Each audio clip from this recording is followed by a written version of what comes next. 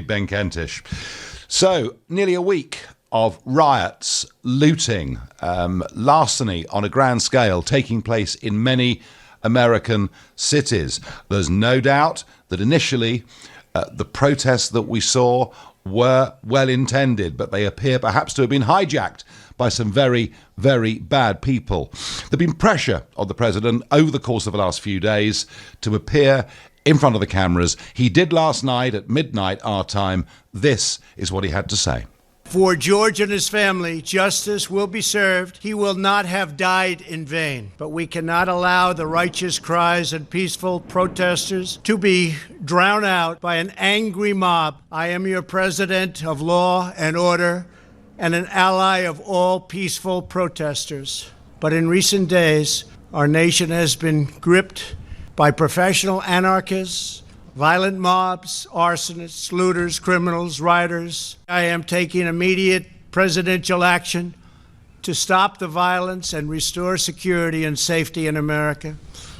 I am mobilizing all available federal resources, civilian and military, to stop the rioting and looting, to end the destruction and arson, and to protect the rights of law-abiding Americans, including your Second Amendment rights.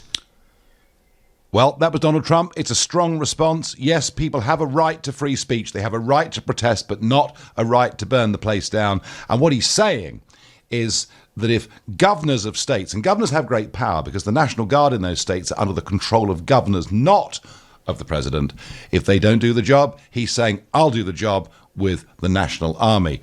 Joe Biden responded today.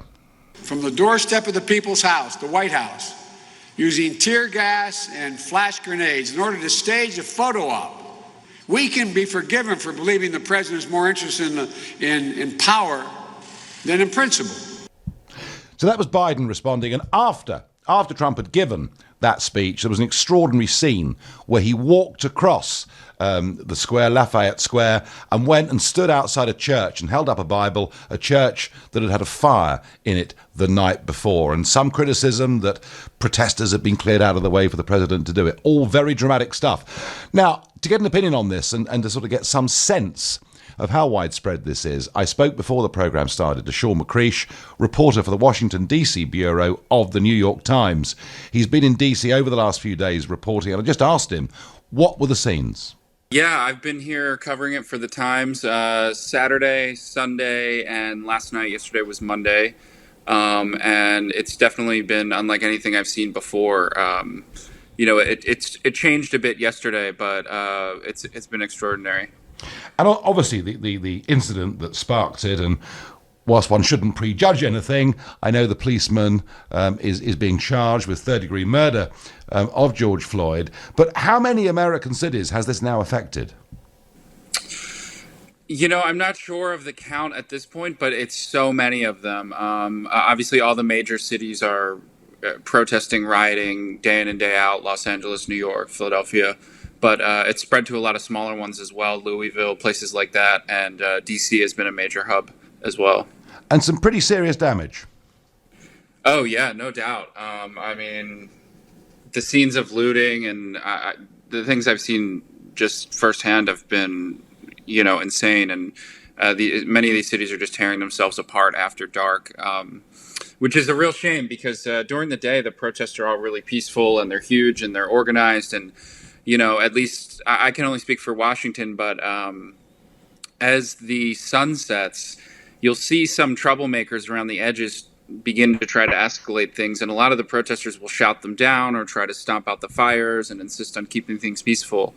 But, as the night goes on, it just oftentimes would progress into mayhem and there was no stopping it.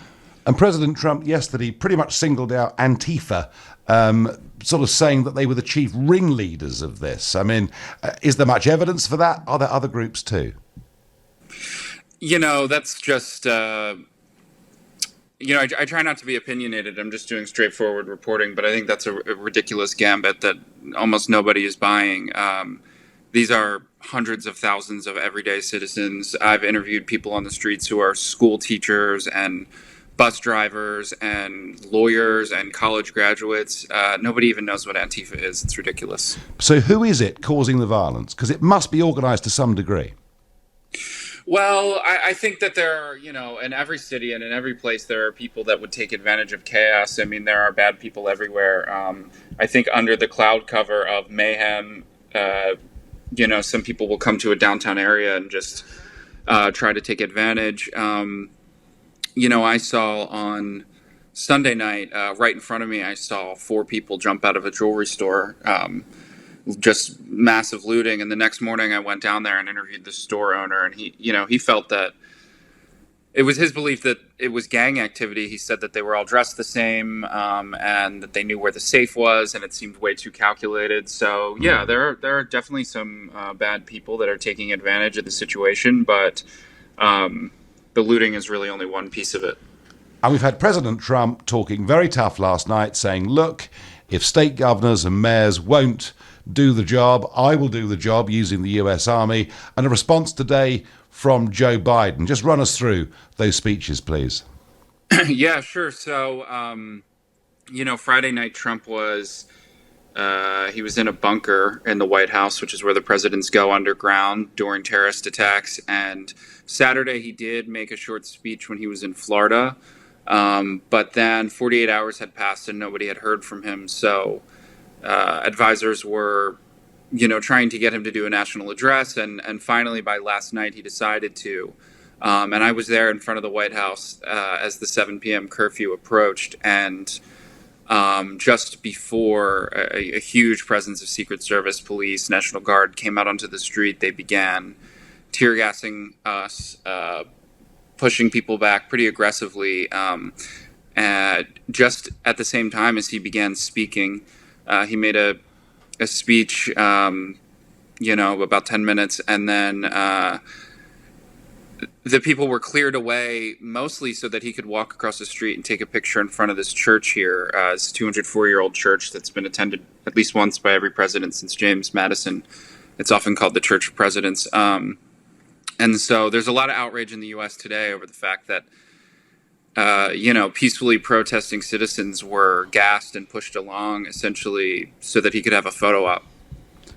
Joe Biden called him out on this morning in a speech from Philadelphia, which is where Biden's campaign is headquartered. But, as usual with Trump, it's a real split. I think his supporters probably really liked the rhetoric that came from his speech and are not offended by the picture, but many others are. Well, that was Sean McCreesh, New York Times. They are not fans of Donald Trump. He says there's been a lot of outrage. But I tell you what, if you saw every city in our country, even if an injustice had been done, if you saw every city in our country burning night after night, wouldn't you want the government to get a grip? And that was what he tried to do yesterday. In fact, personally, I wish he'd said it even sooner. You tell me, was it the right or wrong response? 0345 6060 973. I'll come to your calls, but first, it is 17 minutes.